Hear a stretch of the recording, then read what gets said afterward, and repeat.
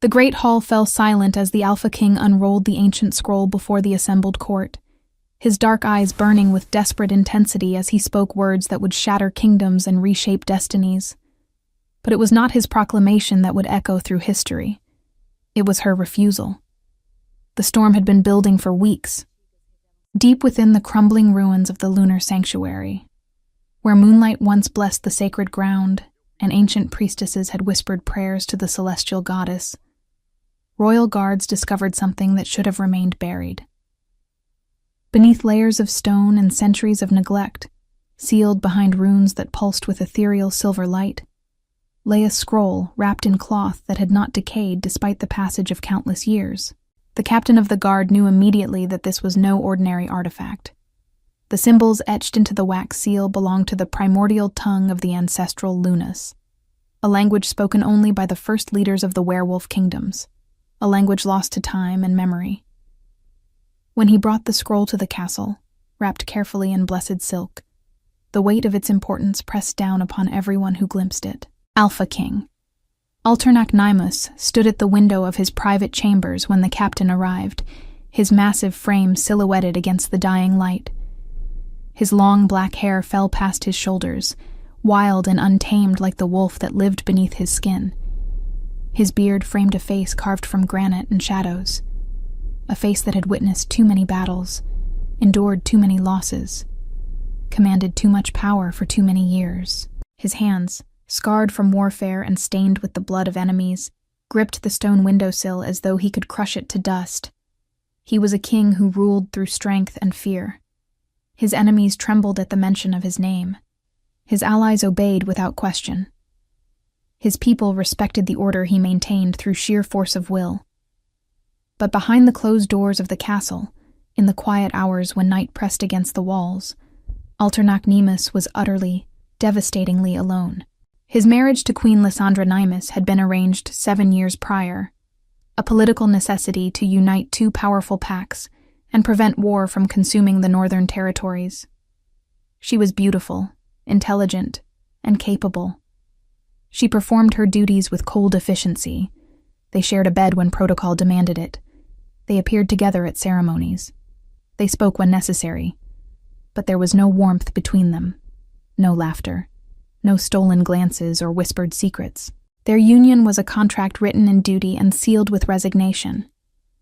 Lysandra had her own chambers, her own life, her own carefully maintained distance, and Alternac had learned not to expect anything more.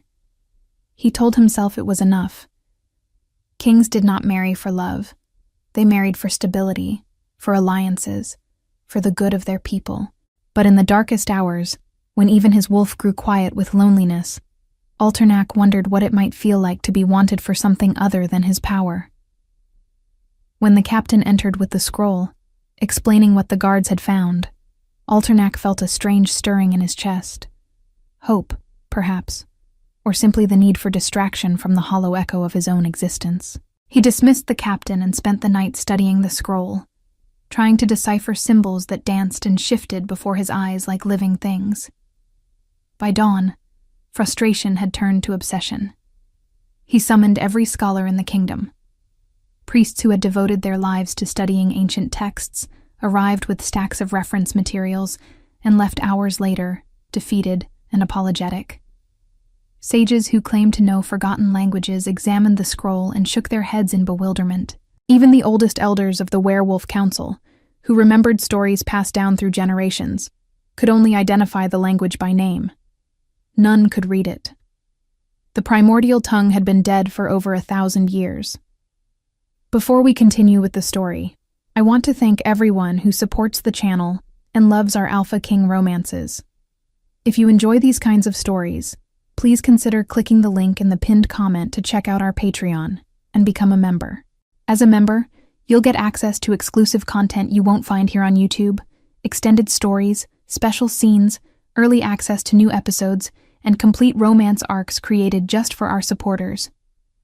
As a bonus, you'll also unlock exclusive vampire romance stories, diving into darker, more intense love stories filled with desire, danger, and passion. By joining, you're directly supporting the channel and helping us bring even more immersive stories to life. Let us know in the comments where you're watching from and how old you are. I hope you enjoy the story.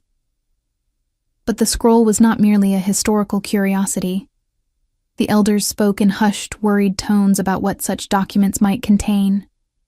Warnings from the founders, prophecies about the fate of kingdoms, spiritual instructions that could affect the balance of power between pacts and determine the legitimacy of rulers. If the scroll contained information vital to the throne, ignoring it could bring ruin.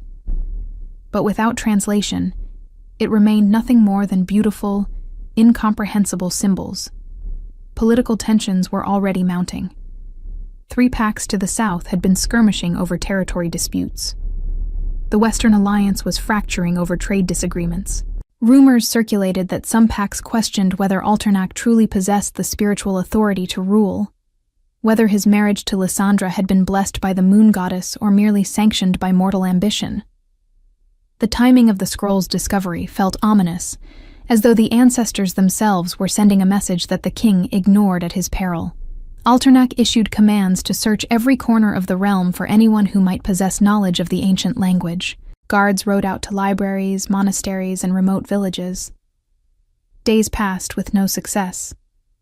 Then, one evening, a young soldier returned with an unusual report. In a small town on the kingdom's eastern border, there lived a translator of modest means who had gained a reputation among locals for her strange ability to decipher symbols no one else could read. She had no formal education in ancient languages, no prestigious teachers or noble lineage. She worked in a cramped shop filled with old books and broken artifacts, taking commissions from merchants and travelers who needed documents translated.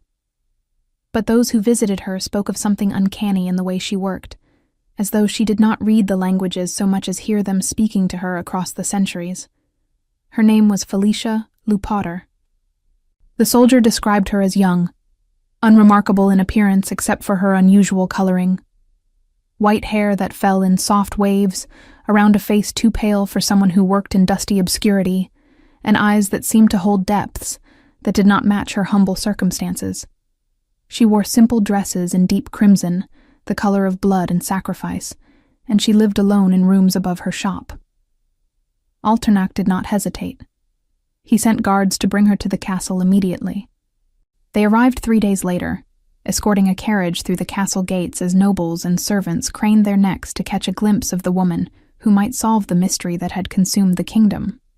When Felicia Lupotter stepped out onto the cobblestones, wrapped in a red cloak against the autumn chill, whispers rippled through the gathered crowd.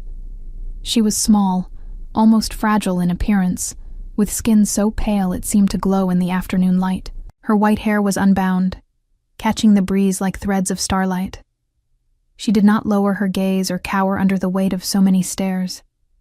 Instead, she looked up at the castle with calm, assessing eyes, as though she were examining an interesting puzzle rather than arriving at the seat of immense power.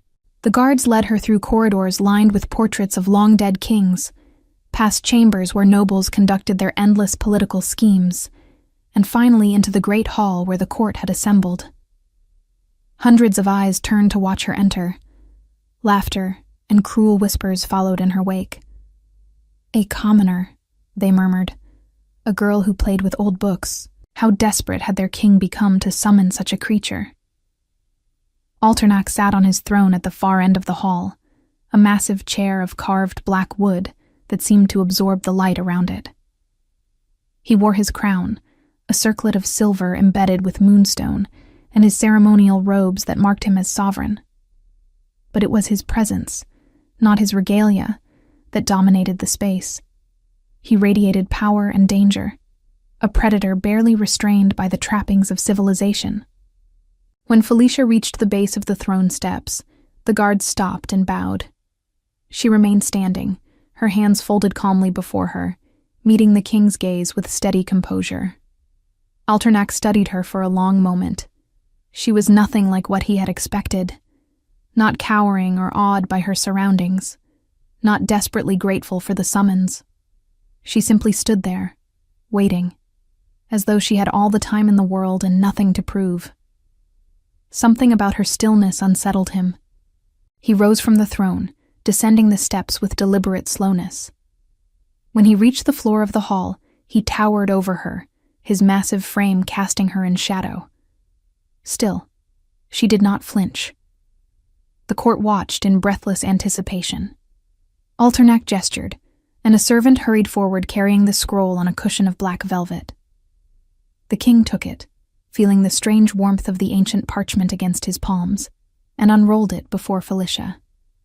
The silver runes gleamed in the torchlight, alive and shifting, beautiful and incomprehensible. Silence fell over the hall, so complete that the crackle of flames in the hearth seemed deafening. Alternac's voice, when he spoke, carried through the vast space with absolute authority. "Tell me what this says, and I will crown you as my Luna." The words fell like stones into still water, sending ripples of shock through the assembled nobles. Gasps echoed. Someone dropped a goblet, and the crash of metal against stone rang out like a gunshot. Courtiers turned to one another, whispering frantically, their faces displaying various degrees of outrage, confusion, and scandalous delight, because everyone knew that Alternac already had a Luna. Queen Lysandra sat in her own throne to the left of the king's, her face a mask of perfect composure, even as her knuckles whitened where she gripped the armrests. She had been his wife for 7 years.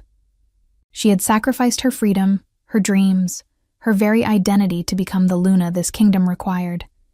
And now, before the entire court, her husband was offering her position to a common translator.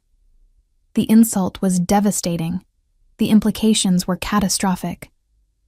But Alternac's eyes never left Felicia's face. He was waiting for her reaction, waiting to see ambition or greed or desperation flash across those calm features, waiting for her to realize the magnitude of what he was offering, and to grasp for it with both hands. Every woman in the kingdom would kill for such an opportunity. Power, status, wealth beyond imagining. The chance to stand beside the most feared alpha in the realm. Felicia looked down at the scroll. Her white hair fell forward, obscuring her expression. The court held its breath. When she reached out, her fingers did not tremble. She touched the parchment gently, almost reverently, tracing the silver runes with careful attention. Her lips moved silently, forming sounds that had not been spoken in 1,000 years. The torches flickered. The air in the hall seemed to grow heavy, charged with something ancient and powerful. Then Felicia began to read aloud. Her voice was soft but clear, carrying through the hall with unexpected strength. She spoke in the modern tongue, translating the primordial language with perfect fluency, as though she had been born speaking both. The words flowed from her like water from a spring, natural and effortless. The scroll was a warning. Written by the founders of the first werewolf kingdoms, the document spoke of sacred bonds and spiritual balance. It warned that leaders who treated the Luna bond as a political tool, who chose their mates based on strategy rather than genuine connection, would bring spiritual imbalance to their packs. The bond between Alpha and Luna was meant to be a reflection of the divine partnership between the moon goddess and the first wolf, a union built on mutual respect, understanding, and authentic devotion. When that bond became corrupted by ambition, or reduced to a contract, the spiritual foundation of the kingdom would begin to crumble. Slowly at first, then catastrophically. Alliances would falter. Trust would erode. The very pack bonds that held society together would weaken, leaving the realm vulnerable to chaos and ruin. As Felicia read, her voice never wavered. She did not add emphasis or dramatize the words. She simply translated, giving voice to warnings that had waited centuries to be heard. When she finished, she carefully rolled the scroll and placed it back on the velvet cushion. Then she raised her eyes to meet Alternac's gaze once more. The king stood frozen, his expression unreadable. Around them, the court remained silent, processing the implications of what they had just heard. The scroll was condemning the very political marriages that held the kingdom together. It was indicting the system that had kept peace through strategic alliances. It was, in essence, declaring that Alternac's marriage to Lysandra was spiritually illegitimate. And Felicia had just read that condemnation aloud, before everyone, knowing exactly what it meant. Alternac felt something strange and powerful moving through his chest. Admiration. Fascination. An almost desperate need to understand this woman who stood before him like a candle flame in a hurricane. Small, but somehow unconsumed by the forces around her. She possessed a gift he had never encountered. She had done what no one else in the kingdom could do. She had proven herself invaluable. His promise rang in his memory. Crown her as his Luna. Give her everything. Impulsively, driven by that same desperate loneliness that had haunted him for years, Alternac raised his voice so that every person in the hall could hear. I made a promise before these witnesses. Felicia Lupater has succeeded where every scholar and sage failed. She has read the words of the ancestors and brought their warning to light. Therefore, I will honor my word. I will end my current marriage and crown her as Luna of this kingdom. The hall erupted. Nobles shouted in protest. Others called out their support, whether genuine or opportunistic. Arguments broke out. Guards moved forward to maintain order. The carefully controlled environment of the court dissolved into chaos. Through it all, Alternac kept his eyes on Felicia, waiting for her gratitude, her joy, her acceptance. What he saw instead made his blood run cold. Felicia's expression had not changed to one of triumph or excitement. Instead, something that might have been disappointment flickered across her pale features. She took a slow breath, and when she spoke, her voice cut through the noise with unexpected force. No. The single word silenced the hall more effectively than any shout could have. Alternac stared at her, certain he had misheard. No one refused a king. No one rejected such power when it was freely offered. It was inconceivable, but Felicia's eyes held his without wavering, and when she continued, each word fell like a hammer blow. I will not accept your offer, Your Majesty. I will not take a crown built on the humiliation of another woman. I will not accept a title earned through broken promises and casual cruelty. The bond between Alpha and Luna is sacred, and it cannot be created through impulse or admiration or desperation. You do not know me. You know only that I possess a skill you need. That is not enough. She took a step closer, her small frame radiating a fierce dignity that made her seem suddenly larger than the towering king before her. You just read a warning about treating partnerships as political decisions, and your immediate response is to make exactly that mistake again. You would discard your current Luna as though she were a failed investment and replace her with me because I impressed you in a single moment. That is not honor. That is not wisdom. That is the behavior of a man who has never learned what true partnership means. Gasps echoed through the hall, followed by furious shouts. Several nobles demanded that Felicia be arrested for her insolence. Others called for immediate punishment. The guards looked to their king, waiting for the order. But Alternac could not speak. He felt as though he had been struck across the face, not with anger, but with the cold clarity of truth. Every word she had spoken was accurate. He had acted impulsively, driven by fascination and loneliness, without considering what his promise would mean to Lysandra, or what it would cost Felicia herself.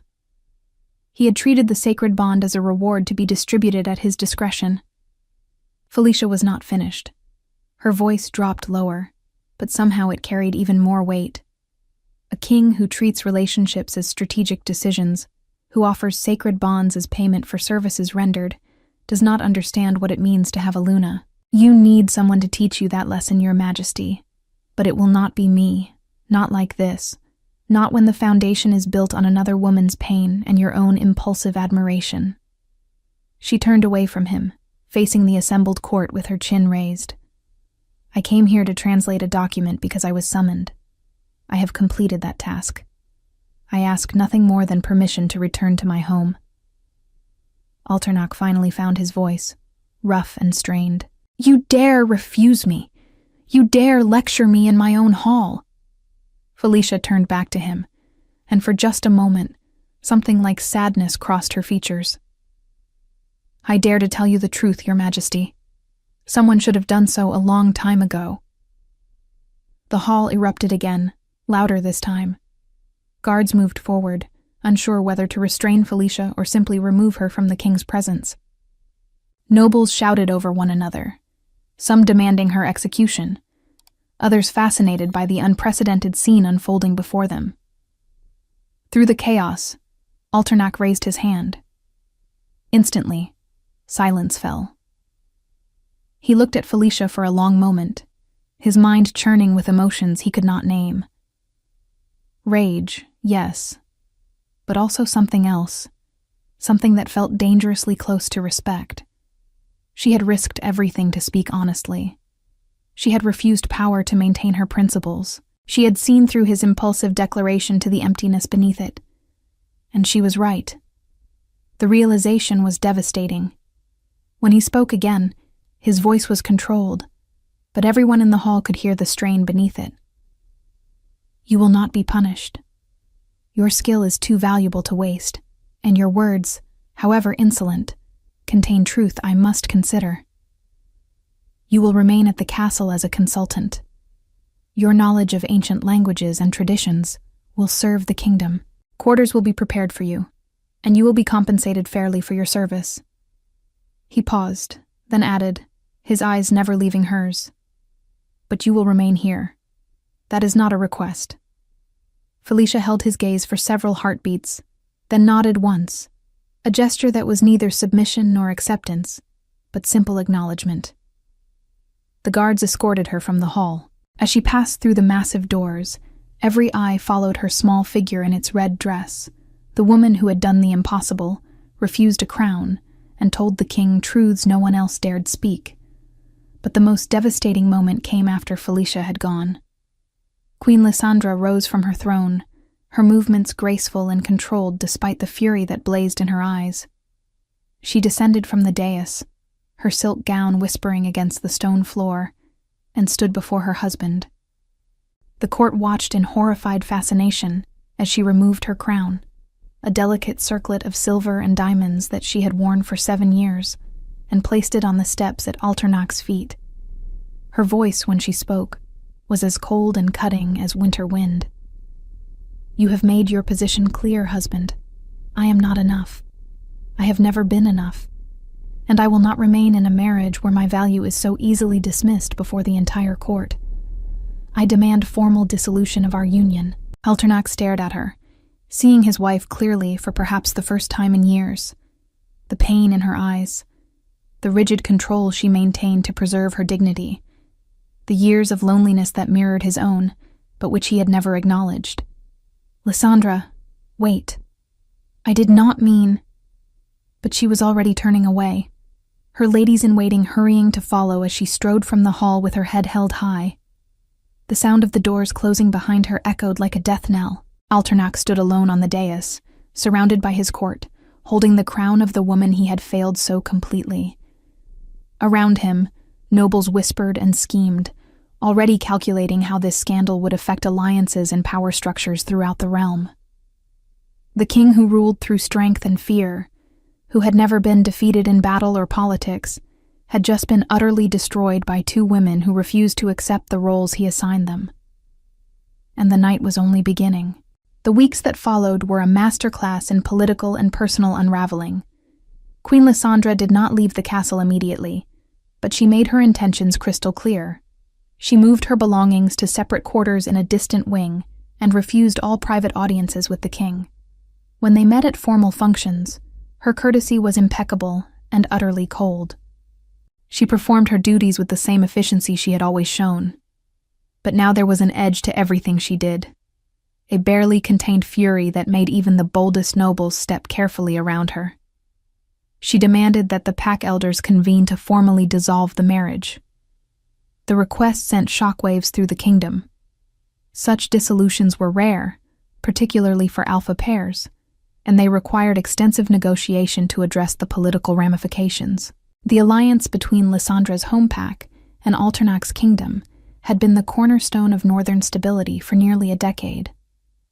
If that alliance crumbled, other packs would move quickly to exploit the weakness. Messengers rode out to inform Lysandra's family of the situation. The responses that returned were venomous. Her father, Alpha, of one of the most powerful northern packs, sent a letter so scathing that Alternach's advisors refused to read it aloud in council. The message was clear. The insult to Lysandra would be considered an insult to her entire pack. Retribution would follow. Border skirmishes increased. Trade agreements faltered. 3 packs that had been considering formal alliances with Alternach's kingdom withdrew their ambassadors. Rumors spread like wildfire through the realm, each version more dramatic than the last. The king had gone mad. He had fallen under a spell. He had insulted his queen for a commoner witch who had bewitched him with forbidden magic. Through it all, Felicia Lupater remained in her assigned quarters, seemingly oblivious to the chaos she had helped unleash. Her rooms were in one of the older sections of the castle, a tower that overlooked the eastern gardens. The furnishings were comfortable, but not luxurious. The walls lined with bookshelves that servants had filled with whatever ancient texts they could find. Felicia accepted the accommodations without complaint and immediately set to work, examining documents and artifacts that the royal archives had accumulated over centuries. She did not attend court functions. She did not seek audiences with the king. When nobles tried to approach her, hoping to forge alliances or extract gossip, she politely but firmly declined their company. She ate her meals in her chambers and spent her days surrounded by books and scrolls, her white hair gleaming in the lamplight as she worked through translations with meticulous care. The servants who brought her food and maintained her quarters reported that she was unfailingly courteous but distant. She never complained, never demanded special treatment, never asked about the king or the political situation. She simply worked, as though she were still in her small shop in that border town, undisturbed by the fact that she now resided in the castle of a king who had promised to make her his queen. Alternach received these reports and did not know what to feel. He spent his days managing the political fallout from his impulsive declaration. Councils stretched for hours as advisors argued about how to salvage relationships with allied packs. Military commanders warned that some territories were preparing for possible conflict. The treasury reported that trade had declined significantly, as merchants grew wary of the kingdom's instability. But in the quiet hours, when his duties were finished and he sat alone in his chambers, Alternach found his thoughts drifting to the woman in the eastern tower. He had not spoken to Felicia since that disastrous day in the great hall. Pride and shame kept him away, but he could not stop thinking about her words, the way she had looked at him with disappointment rather than fear, the truth she had spoken so plainly. You treat relationships as strategic decisions. You do not understand what it means to have a Luna. The words haunted him, because they were undeniably accurate. Alternach had spent his entire life learning to be a king. His father had been a brutal, demanding man who had taught him that power was the only currency that mattered. Strength, control, the ability to dominate others through sheer force of will. Emotions were weaknesses to be suppressed. Connections were tools to be exploited. Love was a luxury that kings could not afford. He had absorbed those lessons completely. He had become exactly the kind of ruler his father wanted, feared and obeyed, undefeated in battle, merciless to his enemies. He had married Lysandra because the alliance was strategically necessary, and he had never questioned whether there should be something more to the union. She was beautiful, capable, and appropriate. That was enough. Or so he had believed. But Felicia had shattered that certainty with a single refusal. She had shown him that there were people who valued principles over power, who would reject a crown to maintain their integrity, who understood that true partnership could not be manufactured through political maneuvering or impulsive declarations. And for the first time in his life, Alternach felt the crushing weight of his own ignorance. He did not know how to connect with another person beyond giving commands or negotiating alliances. He did not know how to be vulnerable or honest about his own needs. He had been so focused on maintaining his image as an invincible king that he had forgotten how to be simply human. The realization was devastating and, strangely, liberating. 1 month after the incident in the Great Hall, Alternac made a decision that shocked his advisors. He would personally oversee the formal dissolution of his marriage to Lysandra, not to fight against it, but to ensure that she received everything she was owed with honor and respect.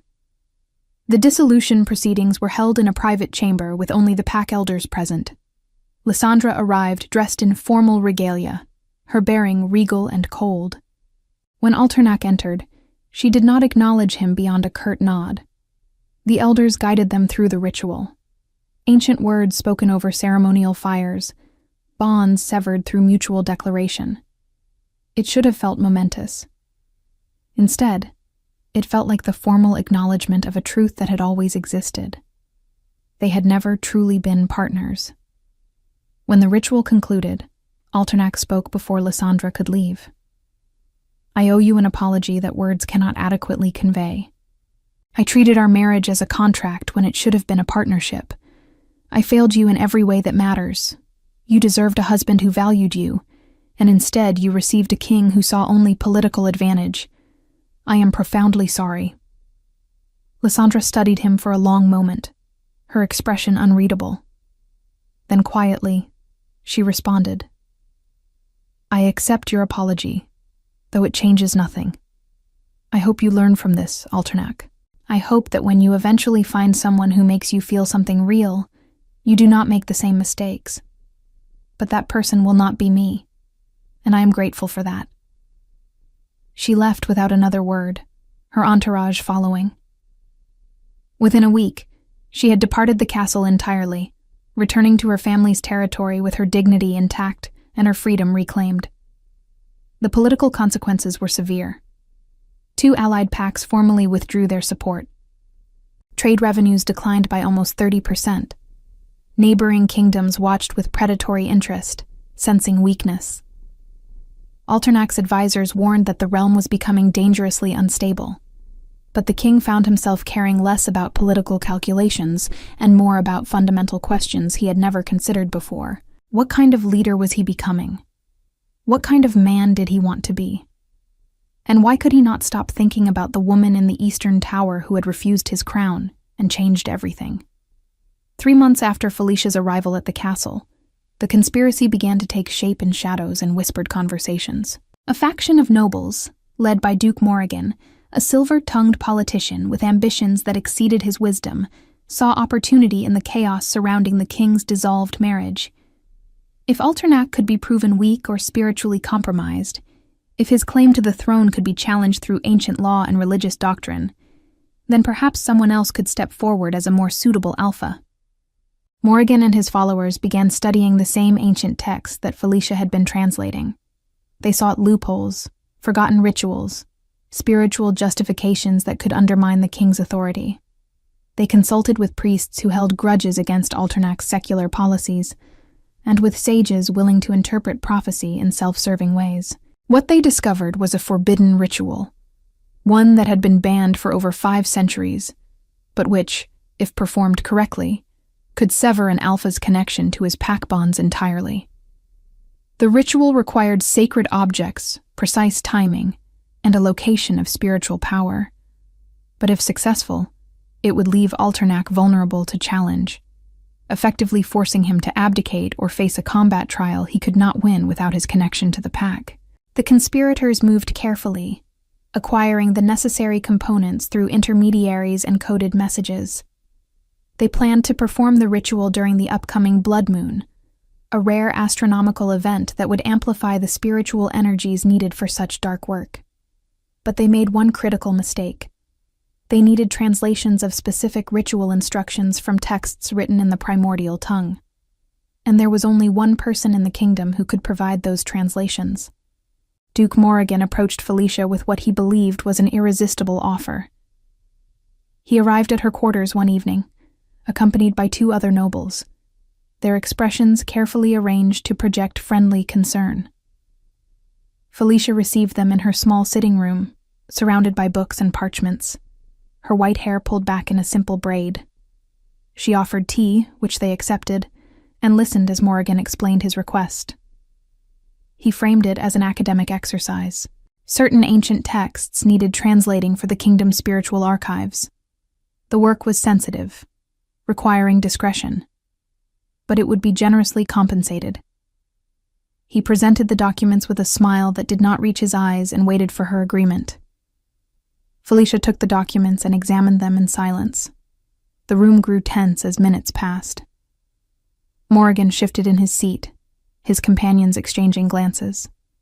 Finally, Felicia looked up, and her pale eyes held an expression that made Morrigan's blood run cold. These are instructions for the severance ritual. It has been banned for 500 years because it causes irreparable harm to pack bonds and spiritual balance. You are planning to use this against the king. It was not a question. Morrigan recovered quickly, his politician's instincts taking over. He began to spin a story about how the ritual was merely being researched for historical purposes, how Felicia was overreacting, how she clearly did not understand the political complexities of the situation. Felicia stood, the movement so sudden that all three men jerked back in surprise. She held the documents at arm's length, as though they contaminated her by proximity. Get out. Take these with you. And know that if you attempt this ritual, I will personally ensure that the king learns of your treachery. The nobles blustered and threatened, but Felicia's expression never wavered.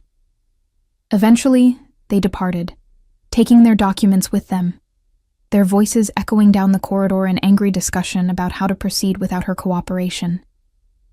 Felicia sat back down, her hands trembling slightly as the adrenaline faded. She had made an enemy of powerful men. They would retaliate, either through political maneuvering or direct action. She was vulnerable, isolated in a castle where she had no allies and no protection beyond the king's vague command that she remain as a consultant. She could leave. She could pack her few belongings and slip away in the night, returning to her simple life where the games of kings and nobles could not touch her. But even as the thought formed, she knew she would not act on it, because somewhere in the past 3 months, despite her best efforts to remain detached, Felicia had begun to care about what happened to this kingdom, and to the broken, lonely king who ruled it. She gathered her notes and made her way through the castle's corridors toward the royal wing. Guards watched her with suspicious eyes, but she had become a familiar enough presence that they did not challenge her. She knocked on the heavy oak door of the king's private study and waited. Alternac's voice called out permission to enter, rough with exhaustion.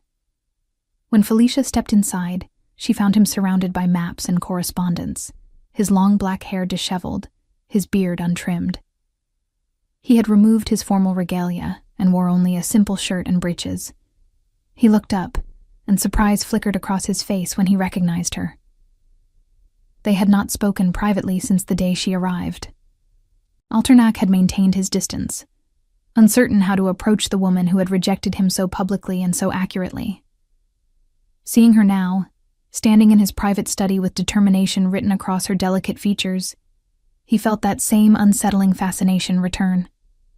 Felicia closed the door behind her and moved to stand before his desk. There is a conspiracy forming against you. Duke Morrigan and his allies are planning to perform the severance ritual during the blood moon. They intended to use me to translate the instructions, but I refused. They will find another way or attempt it regardless, hoping to weaken you enough to challenge your rule. Alternac stared at her, processing the information. The severance ritual was legendary among their kind, a nightmare scenario that most believed was merely myth. If it could actually be performed successfully, the consequences would be catastrophic. Why are you telling me this? You owe me nothing. You made that clear when you refused my crown. Felicia's expression softened slightly, though her voice remained steady. I refused your crown because it was offered for the wrong reasons. That does not mean I wish to see you destroyed by treacherous nobles who care nothing for the kingdom's well-being. You are flawed, Your Majesty, and you have much to learn. But you do not deserve to be spiritually mutilated by ambitious fools playing with forces they do not understand. Alternac rose from his chair, moving around the desk to stand before her. He was so much larger, his presence overwhelming. But Felicia did not retreat. She tilted her head back to maintain eye contact, waiting for his response. "Tell me everything you know about the ritual, how it works, what they need, how to stop it." For the next hour, Felicia explained everything she understood about the ancient practice. The spiritual theory behind it, the components required, the specific location where such work could be performed, a place where ley lines converged beneath an old shrine in the castle's southern courtyard. She sketched diagrams and translated passages from memory, her knowledge far exceeding what any scholar in the kingdom possessed. Alternak listened intently, occasionally asking questions that revealed his sharp intelligence beneath the warrior's exterior. As she spoke, he found himself watching not just what she said, but how she said it.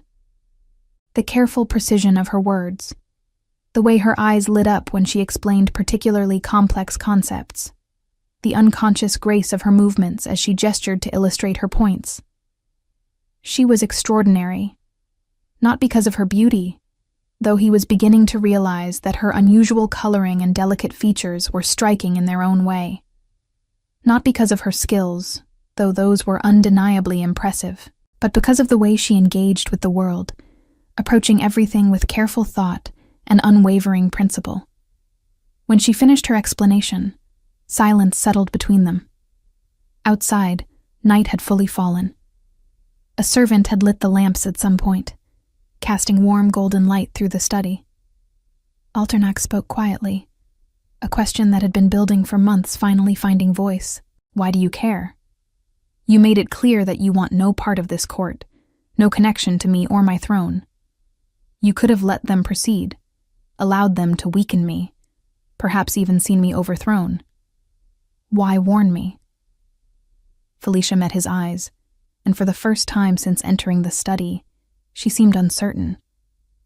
"Because I have spent my life studying the old ways, the traditions that bound our people together, the spiritual foundations that gave meaning to power. I believe in those principles even when others have forgotten them. And because..." She hesitated, then continued, "because I have watched you these past months. I have seen you working to repair what you damaged. I have heard about how you handled the dissolution of your marriage, how you ensured Lysandra was honored despite everything.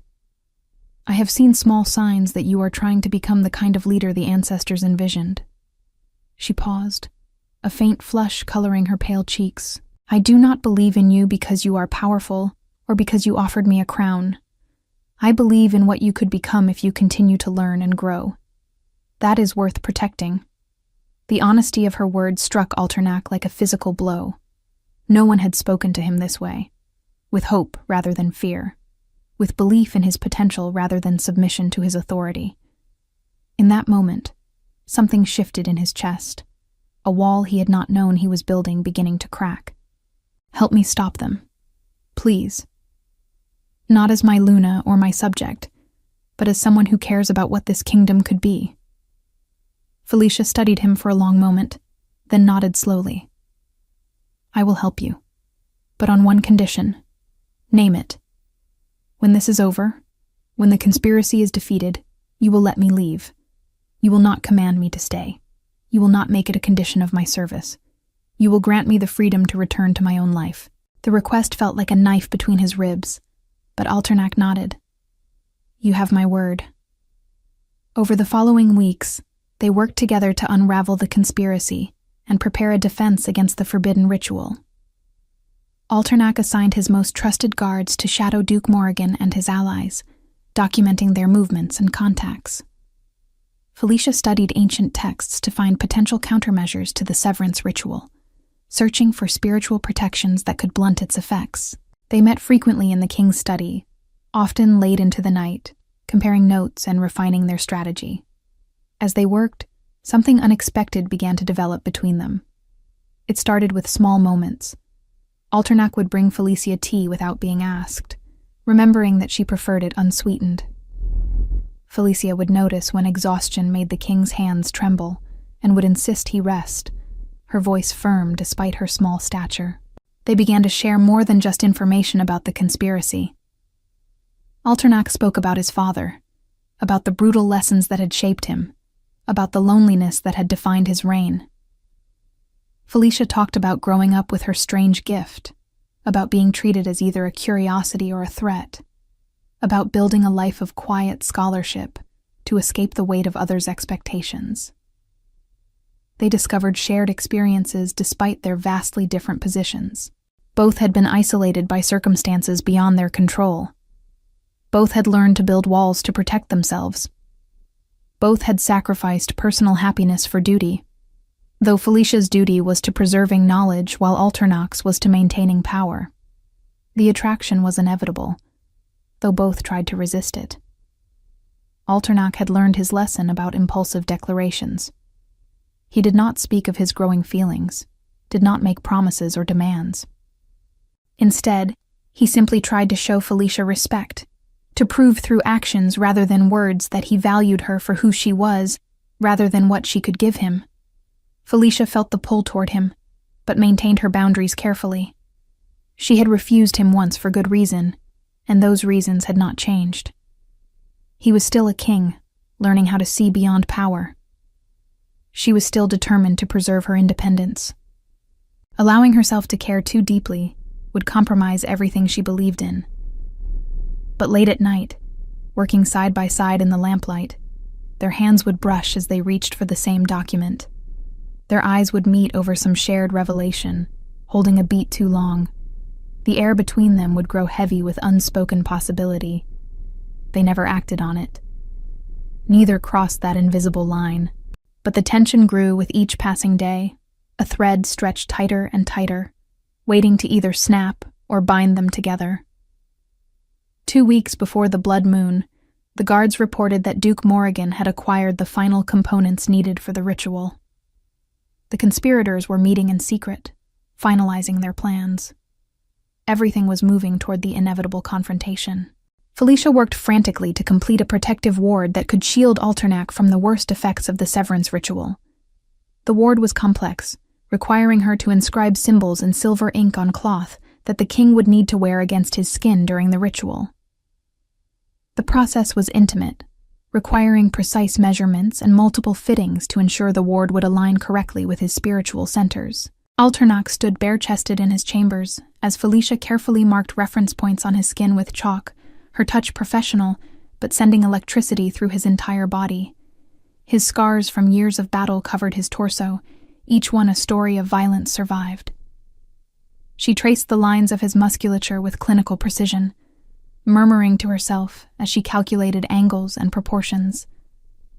"Hold still," she instructed, stepping closer to mark a point just above his heart.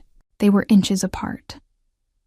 Alternach could smell the faint scent of parchment and herbs that clung to her hair.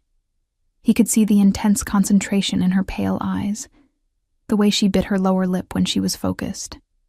It would be so easy to reach out, to pull her closer, to finally speak the words that had been building inside him for months.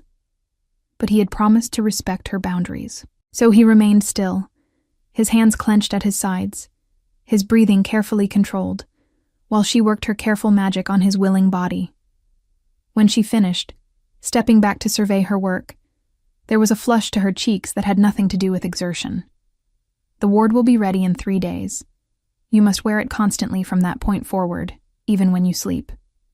The protection will not be perfect, but it should prevent permanent damage if they succeed in initiating the ritual." Her voice was steady, but her hands trembled slightly as she cleaned her tools. Alternach reached out slowly, giving her time to pull away if she wished, and gently took one of her hands in his. She froze but did not retreat. "Thank you. For everything. For warning me. For helping me. For teaching me to be better than I was." Felicia looked down at their joined hands, her white hair falling forward to hide her expression. "Do not thank me yet. We do not know if this will work. If we fail, we will not fail, not with you guiding me." She looked up then, and the vulnerability in her eyes nearly undid him. "Why did you change? After the Great Hall, after I refused you so publicly, you could have punished me or dismissed me as irrelevant. Instead, you listened. You grew. Why?" Alternac considered the question carefully before answering. Because you were right. Everything you said that day was accurate, and hearing it forced me to confront truths I had been avoiding my entire life. My father taught me that power was everything, that emotions were weakness, that a king stands alone. But you showed me that true strength comes from being honest enough to acknowledge your flaws and brave enough to change. You showed me that connection is not weakness, but the foundation of real leadership. He paused, then added quietly, his voice rough with emotion he no longer tried to hide. You made me want to be worthy of someone like you. Not to possess you or claim you as a prize, but simply to be someone you might respect. Someone you might, perhaps, choose to be near. Felicia's breath caught. For a moment the world narrowed to just the two of them, standing in the lamplight of the king's chambers, hands joined, walls crumbling. Then she gently pulled away, and the moment broke. I should go. There is still much work to be done. She fled before he could respond, leaving Alternac alone with the ghost of her touch on his skin, and the certain knowledge that he was falling in love with a woman who would leave him the moment their immediate purpose was fulfilled. The night of the blood moon arrived with ominous stillness. The sky was clear, stars brilliant against the darkness, the moon rising red and swollen above the castle walls. Throughout the grounds, servants and nobles went about their evening routines, unaware of the spiritual battle about to unfold. In the southern courtyard, hidden behind an old shrine that most had forgotten existed, Duke Morrigan and 6 other conspirators gathered with their stolen artifacts and forbidden knowledge. They had bribed guards to look the other way, convinced other nobles that their absence from the evening's festivities would go unnoticed. They had prepared for months for this moment. But in the king's private chambers, Alternac was also preparing. Felicia helped him don the protective ward, the cloth she had inscribed with silver symbols sitting directly against his skin beneath his formal attire. Her hands were steady as she secured the garment, though her eyes held deep worry. Remember, the ward will blunt the worst effects, but you will still feel the ritual trying to sever your bonds. It will be painful, disorienting. You must hold on to your connection to the pack, to your sense of self, until I can complete the counter-ritual. Alternac caught her hands before she could step away, holding them firmly. If something goes wrong, if I fall, promise me you will escape. Do not try to save me. Just run. Felicia shook her head fiercely. I am not leaving you to face this alone. We finish this together or not at all. The determination in her voice was absolute. Alternac realized that arguing would be pointless. So instead, he lifted her hands to his lips and kissed her knuckles gently, a gesture of gratitude and something deeper that he did not have words to express. They went together to the southern courtyard, accompanied by the king's most loyal guards. They moved quietly through shadow-draped corridors, avoiding areas where the conspirators might have placed watchers.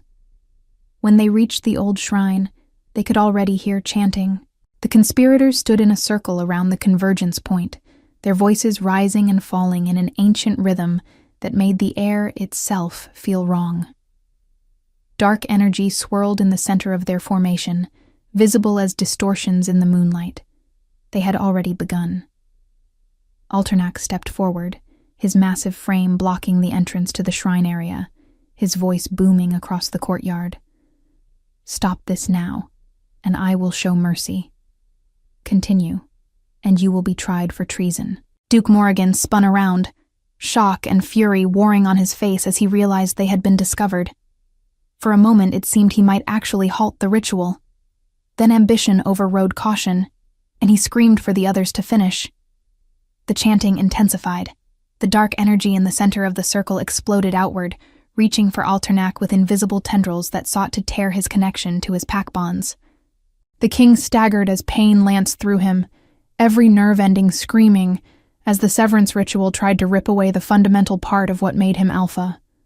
But the ward held. The silver symbols Felicia had inscribed glowed beneath his clothing, creating a barrier that deflected the worst of the attack. Alternac remained standing, though blood trickled from his nose and his hands shook with the effort of resistance. Felicia was already moving. She had brought her own materials, components for a counter-ritual that would disrupt the conspirators' working and sever their connection to the dark energies they had summoned. She began her own chanting, words in the primordial tongue that resonated with power far older than the forbidden ritual the traitors were attempting. The two forces collided in the air above the courtyard, visible as shimmering distortions of reality itself. The conspirators screamed in effort, pouring everything they had into completing the severance. Felicia's voice never wavered, her small form radiating determination as she spoke words that had not been heard in centuries. Alternac, still fighting off the effects of the attack, began to move forward. Each step was agony, his wolf howling inside him as it felt the bonds trying to tear free, but he kept going, driven by fury and desperation, and the absolute certainty that he could not let these traitors destroy everything. The guards moved in from the sides, surrounding the conspirators even as they maintained their ritual circle. But as long as the chanting continued, as long as the dark energy flowed, no one could cross into the circle without being destroyed. Then Felicia's counter-ritual reached its crescendo. She shouted a final phrase, her voice amplified by ancient magic, until it echoed across the entire castle grounds. The silver symbols on Alternac's ward blazed with brilliant light, and that light spread outward, creating a wave that crashed through the conspirators' circle like a tsunami breaking a fragile dam. The severance ritual shattered. The dark energy dissipated in an explosion that knocked everyone in the courtyard to the ground. The conspirators screamed as the backlash of their broken working struck them, spiritual pain that would leave scars they would carry for the rest of their lives. When the chaos settled, Alternac stood at the center of the courtyard, battered but intact, his pack bonds secure. His guards quickly restrained the conspirators, who lay groaning and defeated on the cold stone. But the king's attention was not on his defeated enemies. He turned, searching frantically, until he spotted Felicia. She had collapsed, the exertion of performing such powerful magic having drained her completely. Alternac ran to her side, dropping to his knees and gathering her small body into his arms. Her eyes fluttered open, unfocused, and she tried to smile. "Did it work? Are you?" "I am fine. You saved me. You saved all of us." Tears tracked through the dirt on her pale face, and she reached up to touch his cheek with trembling fingers. "Good. That is good." Then her eyes closed, and she went limp in his arms, unconscious from sheer exhaustion. Alternac carried her back to her chambers himself, refusing to let anyone else touch her. He laid her carefully on her bed and sat beside her through the long hours of the night, watching her breathe, his hand holding hers as though he could anchor her to the waking world through sheer force of will. She had risked everything to protect him. She had stood against powerful magic and won because she believed he was worth saving. And as he sat there in the darkness, Alternac finally admitted to himself what he had been fighting for months. He loved her. Completely. Irrevocably. Not because of her skills or her gifts, but because of who she was, the fierce principles that guided her, the courage that burned in her small frame, the way she saw the world with such clarity and compassion. But she had made him promise to let her go when this was over. And unlike his past self, the man who made careless promises and thoughtless declarations, Alternac would honor his word, even if it destroyed him.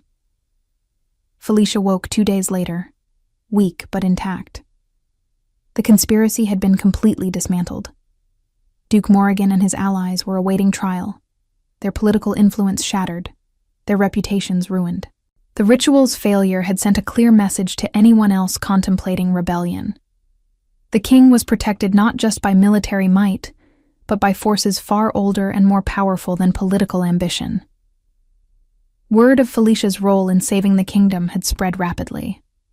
Suddenly, the woman who had been dismissed as a common translator was being hailed as a spiritual guardian, a keeper of ancient wisdom who had preserved the throne and the pack bonds that held the realm together. Nobles who had whispered cruel gossip about her now sought audiences, hoping to gain her favor. Priests requested her consultation on matters of tradition and ritual. She hated every moment of the attention. Felicia had never wanted recognition or status. She had acted because it was necessary, because failing to act would have violated everything she believed in.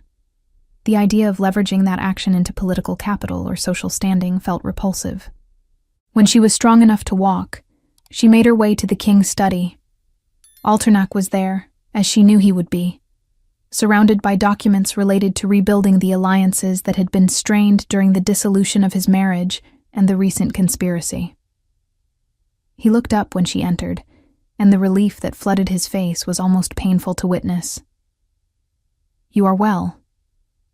It was not a question, but she nodded anyway. "I am recovering, and I have come to remind you of your promise." The light in his eyes dimmed, but he nodded slowly. "You wish to leave." Felicia moved to stand before his desk, her hands clasped in front of her, her white hair catching the afternoon sunlight streaming through the windows. "My work here is complete. The conspiracy is defeated. The ancient texts have been catalogued and translated. The kingdom is stable.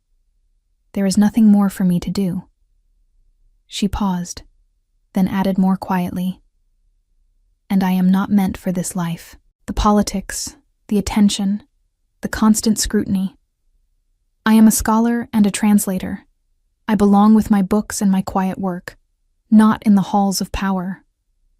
Alternac rose from his chair and came around the desk, but he maintained careful distance, respecting the boundaries she had established.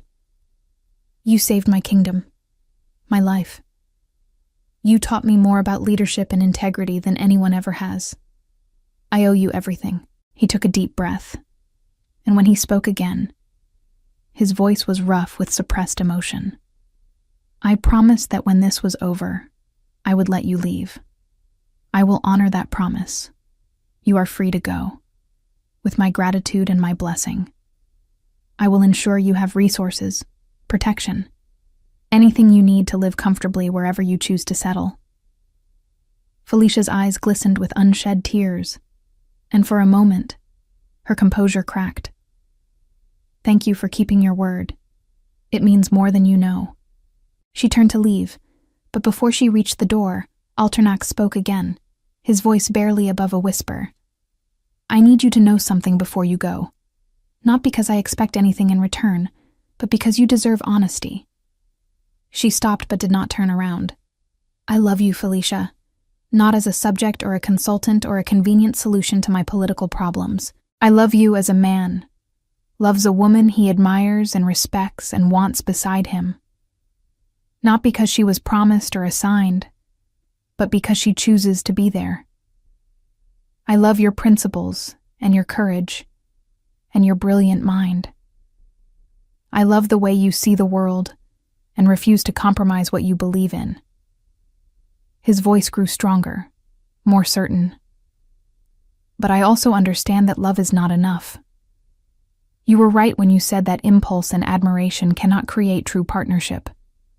Real connection requires choice, freely given, built over time through shared experience and mutual respect.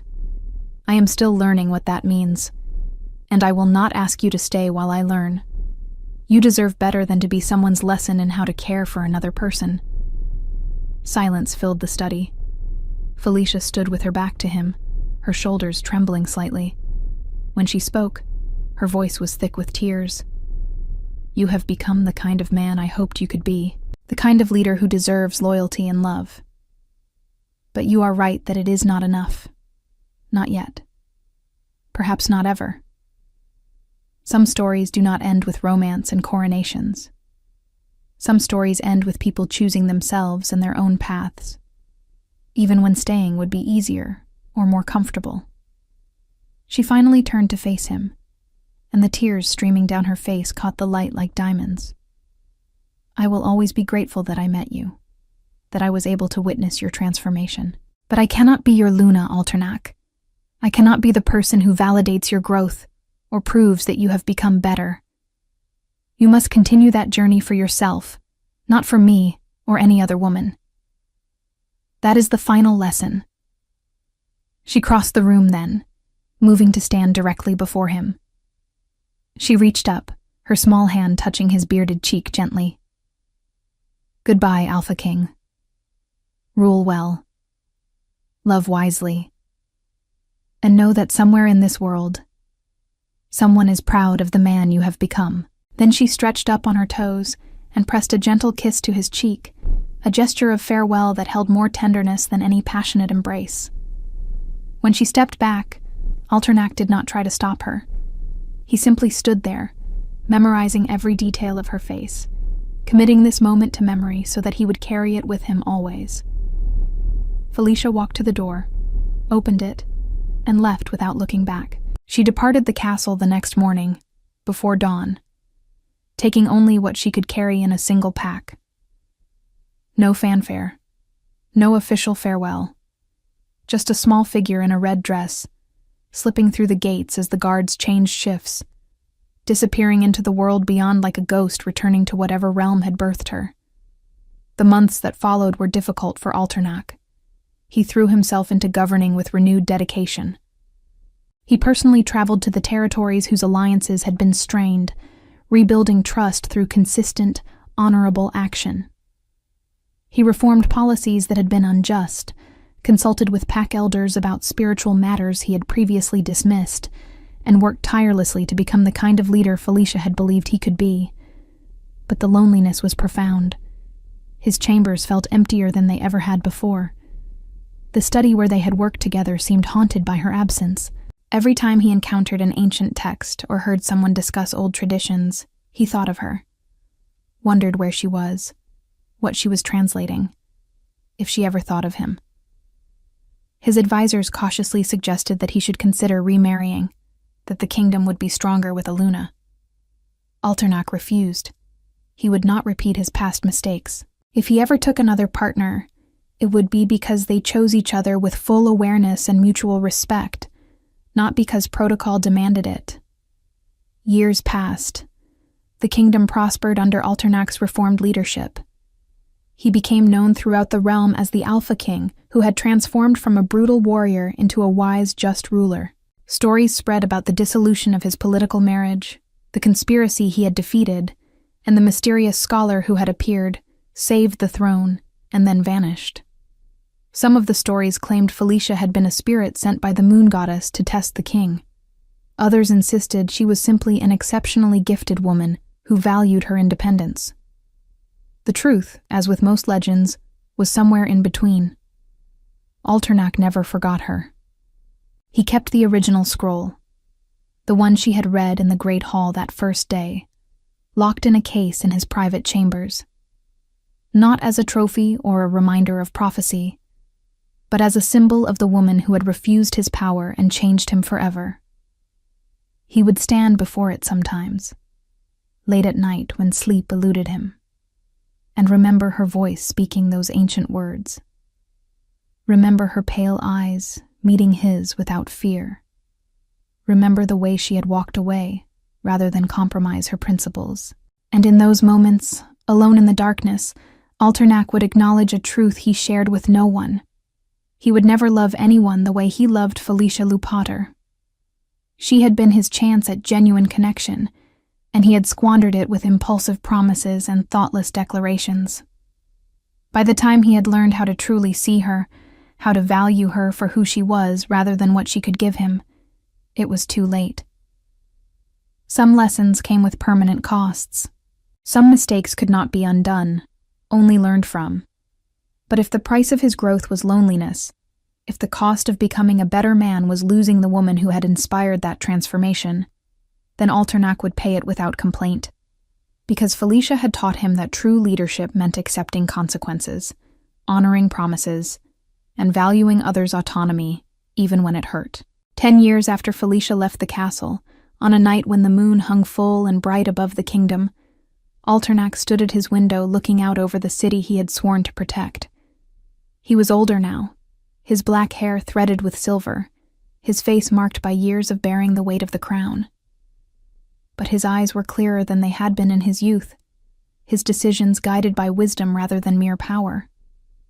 The kingdom was at peace. The alliances were strong.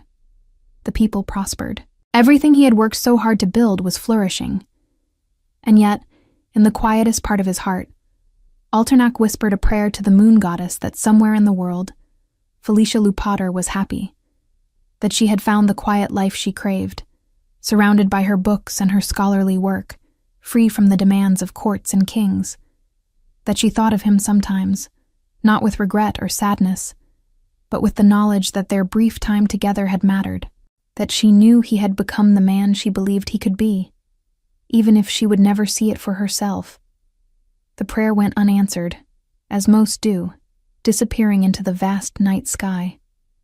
But somehow, standing there in the moonlight, Alternac felt a strange peace settle over him.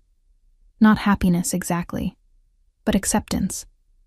The kind of quiet resolution that comes from knowing you have lived according to principles you believe in, even when those principles came at great personal cost. He was alone. He would likely remain alone. But he was no longer lonely in the way he had been before Felicia arrived, because she had taught him that true connection was not about possession or proximity, but about recognizing another person's inherent worth and honoring their choices, even when those choices led them away from you. Some people enter your life not to stay, but to transform it. They teach you lessons that reshape everything you thought you knew about yourself and the world. They show you who you could become if you have the courage to change. And then they leave, trusting that you will continue the journey they started. Felicia had been that person for Alternac. And though she was gone, though he would never hold her or share late nights working side by side again, her influence remained. In every just decision he made, in every moment he chose honesty over expedience, in every time he respected someone's autonomy even when commanding them would be easier. She had refused his crown and given him something far more valuable, the knowledge of how to be worthy of one. The wind shifted, carrying with it the scent of distant rain and blooming night flowers. Alternac closed his eyes and breathed deeply, accepting what was and what would never be. Then he turned from the window and returned to his desk, where documents awaited his attention, and the endless work of governing continued. He picked up his pen, reviewed a petition from a small border village requesting aid for their harvest festival, and signed the approval without hesitation. The kingdom needed him. His people needed him. And he would serve them with everything he had learned from the woman who walked away, carrying with her his heart and his gratitude, and a piece of his soul that would forever bear her name. Outside, the moon continued its eternal journey across the sky, bearing witness to the countless stories of love and loss that played out beneath its silver light. And in one of those stories, a king ruled alone but well, transformed by a woman who understood that the greatest gift you can give someone is the freedom to become their best self, even if that means letting them go. That was the final lesson, the one that completed his transformation. Real love did not demand or possess or control. Real love honored and released and trusted. It recognized that some connections, however profound, were meant to be catalysts for growth rather than permanent fixtures.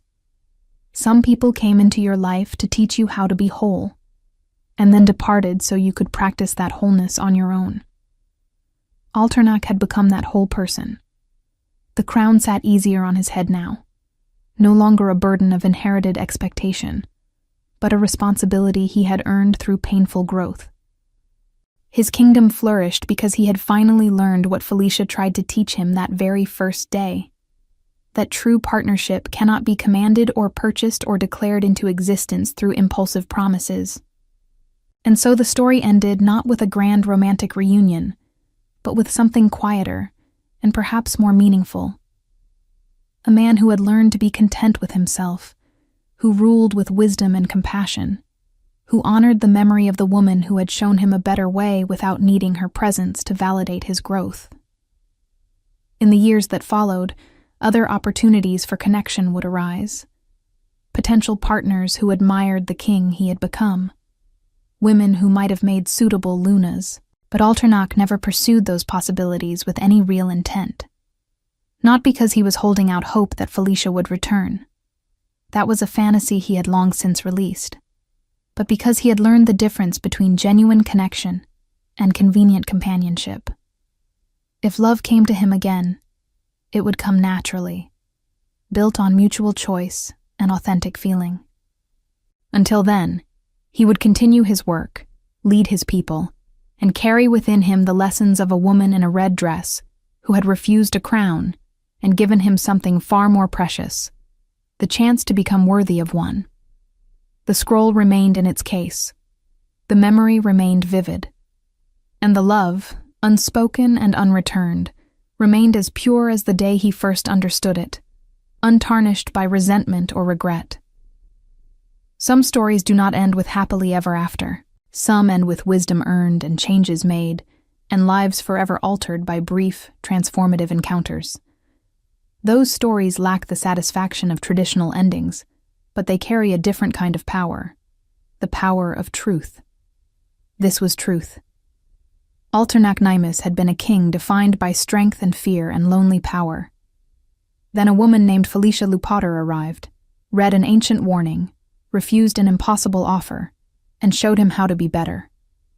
And though she left, though he never saw her again, though the love between them was never consummated or celebrated or given the ending that romantic souls crave, it still changed everything. He ruled alone, but he ruled well. And every night, when the castle grew quiet and the moon rose over the kingdom, the Alpha King would remember the scholar who had seen past his power to the lonely, broken man beneath, who had cared enough to tell him hard truths, who had walked away with grace and dignity, trusting him to continue growing without her. And he did, because that was the final gift she had given him, the belief that he could. Years turned to decades. Alternak's reign became legendary. Future generations would study his transformation, debate the mysterious scholar who had appeared and vanished, argue about whether the story was literal or metaphorical. Historians would write volumes about his reforms and his diplomatic achievements. But in the quiet moments, in the spaces between official accounts and public record, there remained the simple truth of two people who had connected briefly and profoundly, who had changed each other, and who had parted ways, because staying together would have compromised everything they both believed in. That was love, too. Not the kind celebrated in songs or captured in paintings. Not the kind that ended with crowns and ceremonies, but the kind that recognized that sometimes the most loving thing you can do is let someone go. Sometimes the deepest connection is one that exists as potential rather than possession. Sometimes the greatest transformation comes not from getting what you want, but from learning why you wanted it in the first place. Alternak learned those lessons. He lived them. And when his reign finally ended, when age and time claimed him as they claim all mortal beings, his final thoughts were not of power or legacy or the many battles he had won. They were of a woman with white hair and pale skin, standing in his study, speaking truth with gentle firmness, teaching him, through her refusal and her departure, what it truly meant to honor another person's autonomy and value their freedom as much as their presence. She had refused his crown. And in doing so, she had given him something far more valuable, the wisdom to wear it well. We'd love to hear your thoughts on this beautiful love story. Let us know what you thought of this tale full of emotions and surprises. Tell us your name, where you're watching from, and rate this story from 0 to 10 if it touched your heart. And if you enjoyed the plot, don't forget to leave a like and subscribe to the channel so you don't miss the amazing new stories coming soon. See you next time.